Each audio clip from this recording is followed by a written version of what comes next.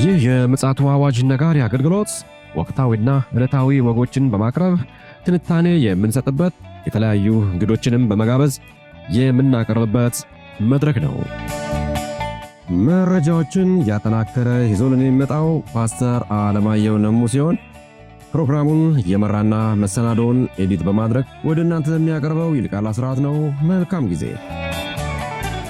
ሻሎም ሻሎም፣ ውድ የተከበራችሁ የምፅዓቱ አዋጅ ነጋሪ አገልግሎት አድማጮቻችን እንዴት ዋላችሁ? ሰላም ለእናንተ ይሁን። በዛሬው በዕለተ ማክሰኞ የቀን ወጃችን ላይ መረጃን ይዘን ብቅ ብለናል።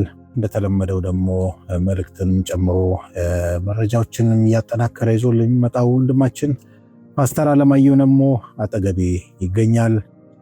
በእርሱ አንደበት ደግሞ የዕለቱን መረጃና መልእክት ደግሞ እናደምጣለን። ውድ አድማጮቻችን እንግዲህ ዓለማችን በአሁኑ ሰዓት በተለያዩ ክስተቶች እየተናጠች ትገኛለች። በእነዚህ ዙሪያ በመጽሐፍ ቅዱስ እይታም ጭምር ወደ እናንተ መልከታን የምናመጣበት ሰዓት ነው። መልካም ጊዜ እንዲሆንላችሁ እመኛለሁ። ይልቃል አስራት ነኝ ከምፅዓቱ አዋጅ ነጋሪ አገልግሎት። ውድ አድማጮቻችን እንግዲህ ፓስተር አለማየሁ መረጃዎችን አጠናክሮ ይዞልን መጥቷል። ዓለማችን ምን አይነት ክስተት በአሁኑ ሰዓት እየተከናወነ ነው ያለው፣ እንዲሁም ደግሞ እስኪ መጽሐፍ ቅዱስ ምንድነው ስለዚህ ጉዳይ የሚለውን የምንወያይበት ክፍለ ጊዜ ነው። ከዛ በፊት ግን ሰላምታ ይቀድማልና በሰላምታ ከተለዋወጥን በኋላ በቀጥታ ወደ መረጃችን እናመራለን። ሰላም ላንተ ይሁን ፓስተር፣ እንዴት ነህ? እንደምን አለ ወንበልቃል? እግዚአብሔር ይመስገን። ምን አዲስ ነገር ተገኘ? መቼም ዓለማችን ብዙ ነገር ነው እየተሰማ ያለው። እዛ ውስጥ እንግዲህ አንተ በወረንጦ ለቅመህ ለአድማጮቻችን ልታጋራ ይዘህ መጥተሃል።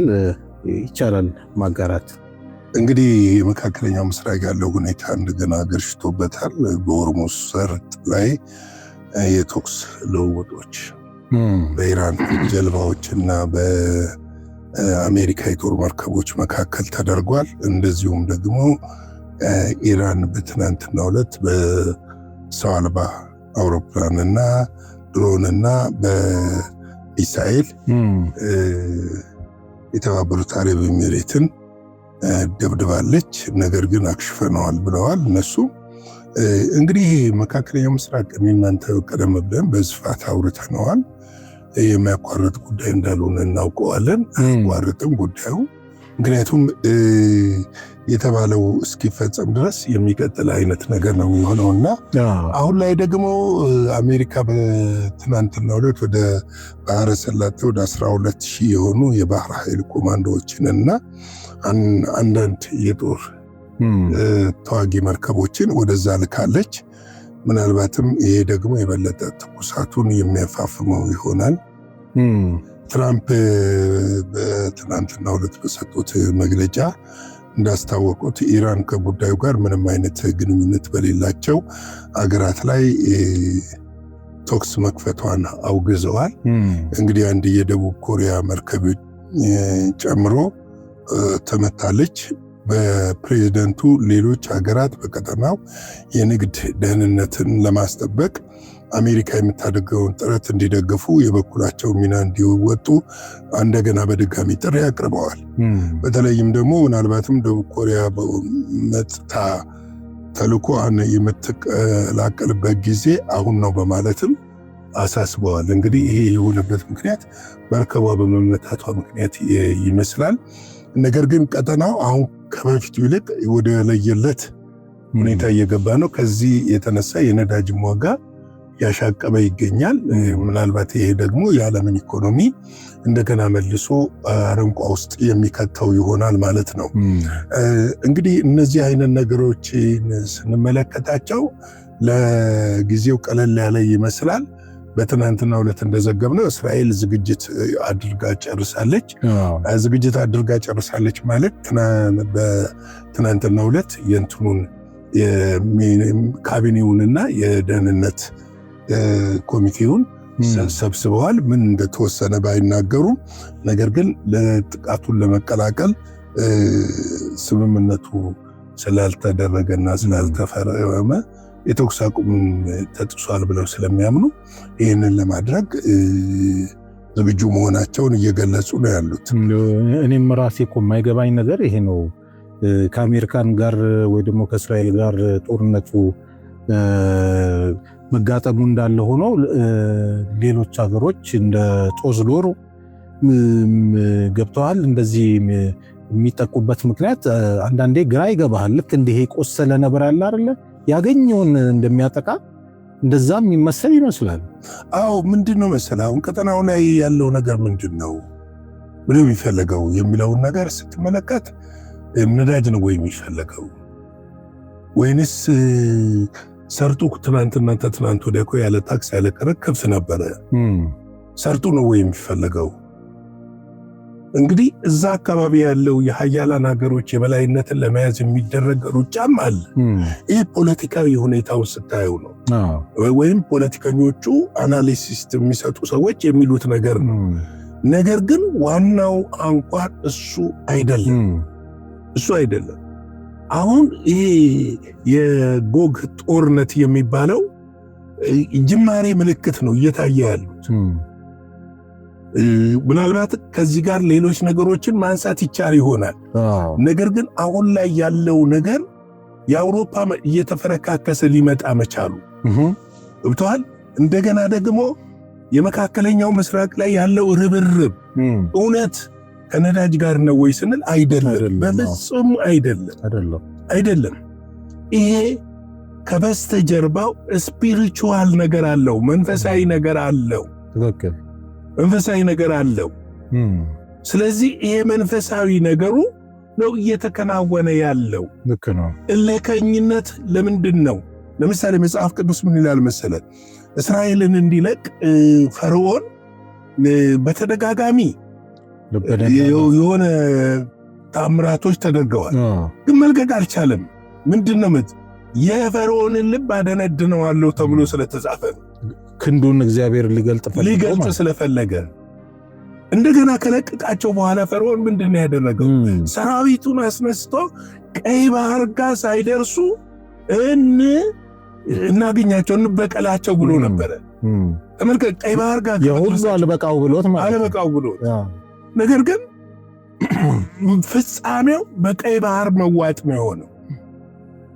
ገብቷል። ይሄ ጦርነት ፍጻሜው የአውሬው መንገስ ነው። ፍጻሜው አውሬውን ለማንገስ የሚደረግ ርብርብ ነው። ጎሉ ማለት ጎሉ እንጂ ሽፋን ነው። ነዳጅ የባህረ ሰላጤው ሽፋን ነው። የፔትሮ ዶላር ጦርነት ሽፋን ነው። እነዚህ በሙሉ ተደበቀ እንጂ በዩክሬንና በሩሲያ መሃል ያለው ጦርነት ራሱ በጣም ተጋግሎ ነው የቀጠለው።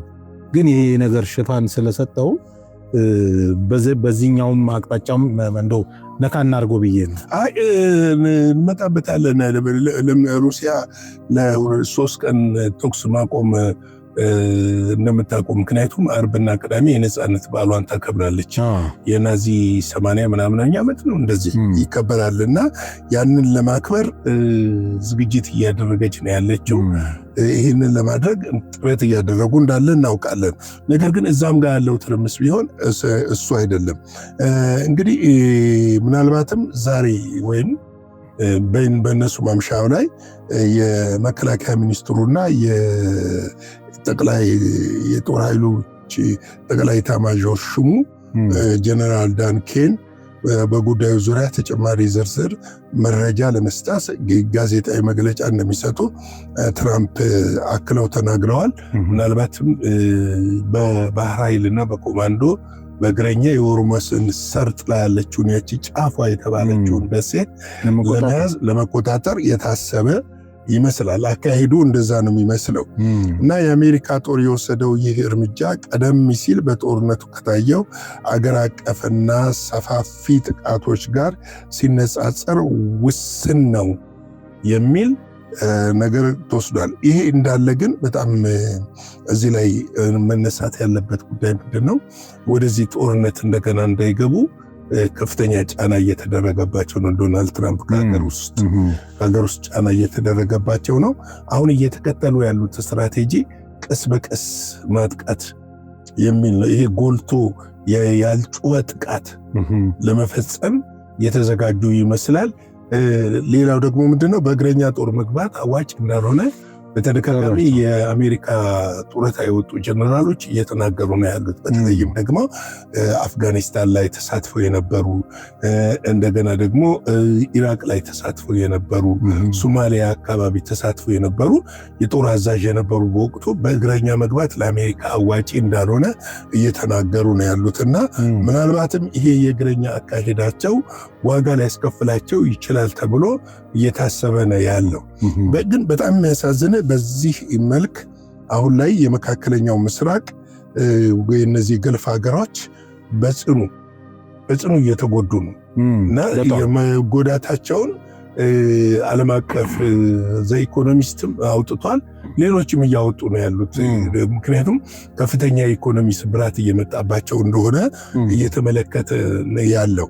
ይሁን እንጂ አሁን እርምጃው ትራምፕ ቀደም ሲል ለማድረግ ፍላጎት እንዳላቸው ሲያሳዩት የነበረ ነው። በሚያዝያ ወር አጋማሽ ላይ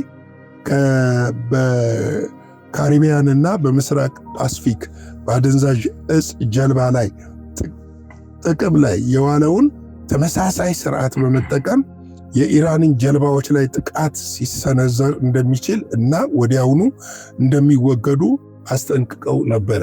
አሁን እየተወሰደ ያለው ያችን ተመሳሳይ እርምጃ እየወሰዱ እንዳለ እያመለከተ ነው ያለው። ይሁን እንጂ ግን ኢራን እንደ ካሪቢያን ሀገሮች አይደለችም። የኢራን ታላቅነት አንደኛ በጦር መሳሪያ፣ ሁለተኛ ከጀርባዋን በተሰለፉት ሀገሮች፣ ሶስተኛም በህዝቡ ቆራጥነት፣ የህዝቡ ጽናት። ባለፈው ድልድዮቹና ዲፖዎቹ ሊመቱ ሲሉ ያሳየው ጽናት እነዚህ ነገሮች ስደማምርና ስታጨማምራቸው የሚያመጣው ውጤት በጣም ትልቅ ውጤት ሊያመጡ እንደሚችሉና ሊገዳደሩ እንደሚችሉ እንዳሆኑ የሚያመለክቱ ነገሮች አሉ። ይህ በእንዲህ እንዳለ እንግዲህ የእስራኤል የመከላከያ ኃይል በባህረ ሰላጤው ያለውን የጸጥታ ሁኔታ በቅርብ እየተከታተለ መሆኑን አስታውቀዋል። ጦሩ ባወጣው መረጃ የአየር መከላከያ ስርዓትንና የማጥቃት አቅማችንን በከፍተኛ የዝግጅት ደረጃ ላይ ይገኛል። ይህ ደግሞ ተኩስ አቁም ስምምነት ተግባራዊ ከሆነበት ጊዜ ጀምሮ አልተለወጠም ሲሉ እስራኤል ይህንን መግለጫ ሰጥታለች። እንግዲህ አሁን የአሜሪካ ወታደሮች በእንደዚህ አይነት ሁኔታ ውስጥ ካሉ ምናልባትም ጦርነቱ መልኩን እንዳይቀይር የሚያስፈሩ ነገሮች አሉ። ለምን በዚህ በሆርሙዝ አካባቢ አሁን ያለው ነገር ምናልባትም እነ ቻይና፣ ሩሲያ፣ ሰሜን ኮሪያ በቀጥታ ሊገቡበት የሚችሉበት ነገር እንዳይፈጠር ስጋት አለ። ምክንያቱም አንደኛ ከጥቅም አንጻር ነው እነሱ እንደሚሉት እንበለው እኛም እነሱ እንደሚሉት፣ ሁለተኛ ከህልውና ከሉዓላዊነት አንጻር ሊገቡበት ይችላሉ የሚል ነገሮች ስጋቶች እንዳሉ ነው ያሉት። እንግዲህ ይሄ እዚህ ጋር ብቻ አይደለም። አሁን ላይ እስራኤል በሐማስ ላይ አዲስ ወረራ ለመክፈት ከፍተኛ ዝግጅት አድርጋለች። ምክንያቱም ትናንትና አንስተነዋል።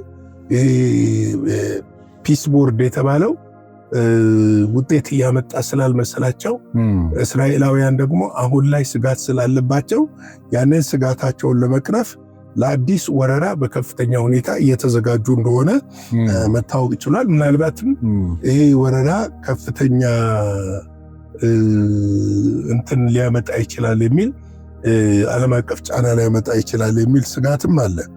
እንግዲህ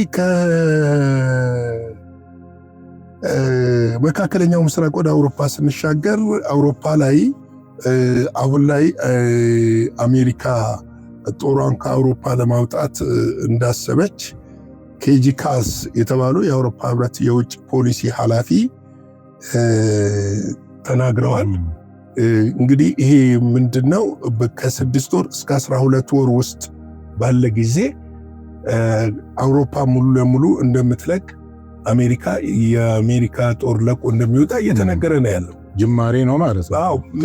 አሁን እንግዲህ የኔቶ መፈረካከስ ይመጣል የምንለው ከዚህ አንጻር ኔቶ የአውሮፓ ህብረት መፈረካከስ ይመጣል ብለን የምንጮኸው እኛ የአውሮፓ ህብረት መፈረካከሱ አይደለም የሚያስጨንቀን፣ በቃ የሰዓቱ መቅረቡን ነው የሚያስጨንቀን፣ የጊዜው መቅረብ ነው የሚያስጨንቀን። በጣም አመልካቹነቱ ያ ነው።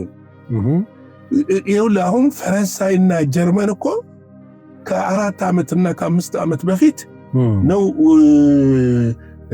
10 ሀገሮች ወይ 7 ሀገሮች ጥምር ጦር ለመመስረት ያሰቡት። ጥምር ጦር ለመመስረት ያሰቡት እኛም ዘግበነዋል። በፈረንሳይም በጀርመንም በእንግሊዝም ስብሰባ አድርገዋል፣ ከፍተኛ ስብሰባ አድርገዋል። እና አሁን ላይ የአውሮፓ ቆይታቸውን አጠናቀዋል በሚል ሽፋን ነው። ይሄም የሆነበት ምክንያት ምንድን ነው? ዶናልድ ትራምፕ ገና ወደ ስልጣን በሚወጡበት ሰዓት የኔቶ አስፈላጊነት አልታየኝም እያሉ እየተናገሩ ነበር። በእርግጥ ዶናልድ ትራምፕ ዛሬ የተናገሩትን ነገ ይሽሩታል፣ ነገ የተናገሩትን ተነገ ወዲያ ይሽሩታል። ተለዋዋጭ ሰው ናቸው፣ የማይገመቱ ሰው ናቸው። የዓለምም ፖለቲካም ጫወታ ነው፣ አይገመትም። እዚህ ጋር ነው የምትገምተው፣ ይሄ ይሆናል ብለህ እንደ በፊቱ ገምተህ የምትተነትረውም አይደለም። የገመትከው ነገር ከሰዓታት በኋላ ተለውጦ ልታገኘው ትችላለህ። ማርሹን ቶሎ ተለውጦ ልታገኘው ትችላለህ። ይሄ ደግሞ በራሱ በጣም ከባድ እንደሆነ ለመመልከት ያስችላል። እንግዲህ አስደንጋጭ ሲሉ ነው እሳቸው የተናገሩት። የአውሮፓ እንደሚወጡ መጠቆም ውሳኔው አስደንጋጭ ነው የሚል ነው ሲሉ ገልጸውታል። ወታደሮቹ በአውሮፓ ቆይታ ለራሷ ለአሜሪካ ጥቅም እንደነበረ በመጥቀስ ይህ እርምጃ ህብረቱን ማለትም ኔቶን ውስጥ ያለውን ሚና ሲያድጉና ለራስ ደህንነት በበለጠ እንዲሰሩ የሚያስገድድ መሆኑን አስታውቋል። እንግዲህ አሜሪካኖቹ የሚሉት ምንድነው? ራሳችሁም በራሳችሁ ደህንነት ጠብቁ ነው። እኛ የምንጠብቅላችሁ ከሆነ ደግሞ ክፈሉን ነው። እስከዛሬ ግን ይህ አይደለም ትልቁ ነጥቡ። አውሮፓ ህብረት 30 ሆኖ ሊቀጥል አይችልም፣ እንደ መጽሐፍ ቅዱስ እይታ ማለት። ስለዚህ ለዛ መንገዶች መመቻቸት አለባቸው። ለምሳሌ ብዙዎች አውሮፓን የተቀላቀሉት እኮ ኔቶ ስላለ ነው። ገብቶሃል? ሴቭ ሆናል። በፊት በቅርብ እንኳን ፊንላንድና ስዊድን የተቀላቀሉት ከሩሲያ ጥቃት ሴቭ እንሆናለን ብለው። ሴቭ የምትሆነው በምንድን ነው? ገብቶሃል?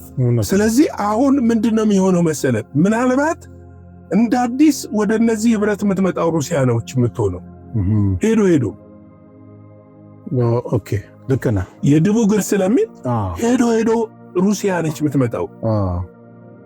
በብዙ ነገር የምትሸከማቸው ማለት ነው። በኢኮኖሚም ይመስለኛል። በኢኮኖሚ በሷ ላይ ተንተርሶ ይመስለኛል እንግዲህ አውሮፓውያን ለማምለጥ የሚያደርጉት ጥረት። ይህ የአሜሪካ ድንገተኛ ውሳኔ ፕሬዚዳንት ትራምፕ በኢራን ጉዳይ ላይ ትብብር ካላደረጉ የአውሮፓ ህብረት ጋር ግንኙነት እንደሚቋረጥ ካስተላለፉ ማስጠንቀቂያ ጋር ተያይዞ የመጣ እንደሆነ ተመልክቷል ይላል። በምንም ተአምር ደግሞ አውሮፓውያን አሁንም በኢራን ጉዳይ ጣልቃ አይገቡም። ይህንም በግልጽ አስምረውበታል። እንደውም ምናልባት ከዚህ በኋላ ጦርነቱ የሚቀጥል ከሆነ ሁሉም ሀገሮች የአሜሪካን ኤርቤዝን ሊዘጉ ይችላሉ፣ አውሮፓውያኖች ሊዘጉ ይችላሉ። ስለዚህ ምክንያቱም አንቲሴሜቲክስ እኮ በጣም እየተፋፋመ የመጣበት ሰዓት ላይ ነን ያለነው። በጣም እነዚህ ፍሎቶቹ ለምሳሌ የእርዳታ ምናምን ጭነው ሄዱት 175 በቀደም የዘገብነው እንደታሰሩ ነው ያሉት። ይህንን አውሮፓውያኖች እየጮሁበት ነው ያለው፣ አክቲቪስቶች እየጮሁበት ነው ያለው። ከኒውዮርክ የተነሱት ማለት ከኒውዮርክም ከአውሮፓ በቅይጥ የተነሱት። ስለዚህ እነዚህ ጉዳዮች ቀለል አድርገን የምንመለከታቸው ጉዳዮች አይደሉም። ይሄ ጉዳይ ከእግዚአብሔር ጋር የተያያዘ እንደሆነ ከእግዚአብሔር ጉዳይ ጋር የተያያዘ እንደሆነ መጽሐፍ ቅዱሳዊ አጀንዳዎች እየተፈጸሙ እንደሆነ ልናውቅና ልንነቃ ያስፈልጋል። ይበል የሚያስብለው ግን እግዚአብሔር የተናገረው የሪቫይቫል ሲዝን ከፊት ለፊታችን ወለል ብሎ እየመጣ መሆኑ ይህንን የሪቫይቫል ሲዝን ለመሸፈን አውሬው ሌላው ከሚሰራው ነበር የማጭበርበር መንፈሳዊ ማጭበርበሮች እንዳሉ እንመለከታለን። እሱ ላይ እስቲ ምሽት ከሌሎች ነገሮች ጋር ያያይዘን እንመጣበታለን። ለአሁን ያለኝ መረጃ ይህንን ይመስላል። የጌታ ጸጋ ሰላም ከእናንተ ጋር ይሁን። ሻሎም። እግዚአብሔር አብስቶ ይባርክ ፓስተር። በጣም እንግዲህ ንቁ ለሆነ ሰው የማንቂያ ደወል ነው ብዬ አስባለሁ። ምክንያቱም በየጊዜው የምናያቸው ነገሮች በሙሉ የሚያባንኑን ሆኖ ነው እንግዲህ ለግሌ የሚሰማኝ። ስለዚህ ውድ አድማጮቻችን የዛሬው የዓለማችን ወቅታዊ እይታ እንደገናም ደግሞ በእግዚአብሔር ቃልም የፈተሽንበትም ጊዜ ይህንን ይመስላል። በምሽቱ ፓስተር እንዳለን እንግዲህ በወቅታዊ አጀንዳ ዙሪያ ተመልሰን የምንመጣ ይሆናል። ዓለማችን ብቻ ሳይሆን በመንፈሳዊውም ዓለም ላይ እየተረበሸ ያለው ነገር ለኛ የማንቂያ ደወል ስለሆነ በትጋት እንድታዳምጡን በምሽቱ ክፍለ ጊዜያችን ያው ከወዲሁ ማሳሰብ እንወዳለን። መልካም ጊዜ ይሁንላችሁ። ሻሎም። ለዛሬ ይዘን የመጣነው ወቅታዊ መረጃ ይህንን ይመስል ነበረ። በሌላ ጊዜ በሌላ መሰናዶ እስከምንገናኝ ሰላም ለእናንተ ይሁን።